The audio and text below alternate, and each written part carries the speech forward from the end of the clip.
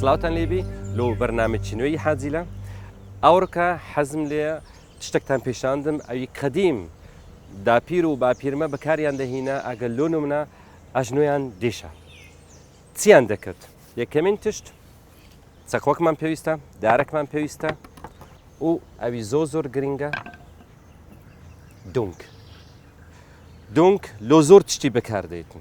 براستی ویتامیناتشی اند زور تده و لو پستیشتن درجه یکا. استعمالی رت دکین کیت چی دبرین؟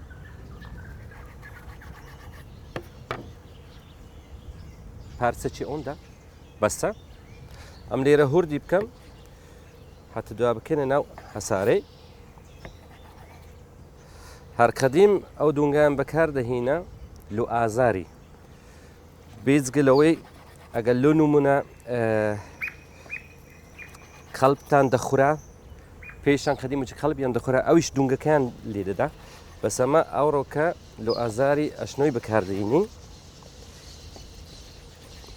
کنو ایرا عفوا قتك تصورا سا کنو ایرا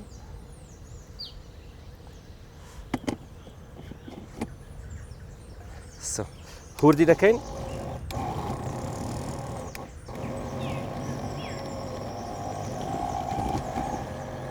دبي براستي هورتود بيتن كما بس رونا كمان بيستا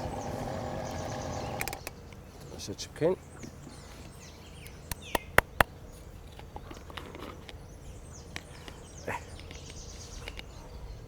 استوي دكين نها انا كنت كدبي هشتا بكوتين كما تشتشيديس مان بيستا بيتز قلدونغا كين أو خرمايا خرما هر لقديم لو يكمين لو هيسكي زور باشا لو بستي زور باشا لو ضلي زور باشا زور باشا لو حتى زلتي ضلي ورنقرن فيتاميناتي شي زور باشا بس تكاية أجر بكاري بينن يان بنت دانه بكار بينن ماكسيموم حفتي بكار بين زياتر بي لحفتي عيب نمي زوجتوني وردقرن يعني اوش خرابه بس استاونا فرانا او مشكليان هي عيب نبي ناتان برونا او دستي لخوتان دخلي بخون يكسر اسرحت دكن او يباب كينو ايرا ليرا اما تسدا كينستا بينت خلي بكار دينين تسدا كين دبي دنككي كم زبين ندري دنككي فريندن دنك كش تو بكار دين اللي تشتشدي هر قديم خرما براسي لو زور دردي بكاريان دهينا استوي لا دبن سكا بيست من معايا و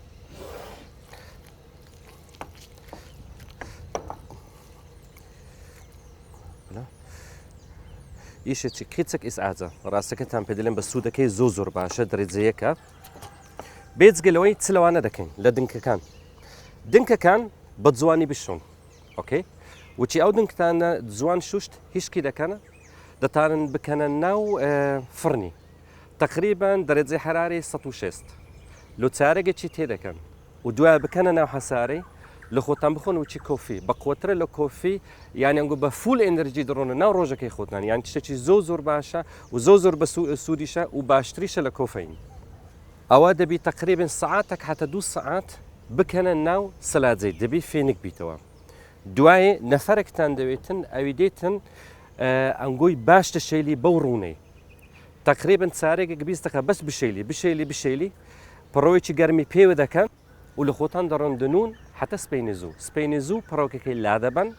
زوان دشون ودوباره لسري دادنينوا دواي اشنوتان ازاري نامينيتن وتصادبنوا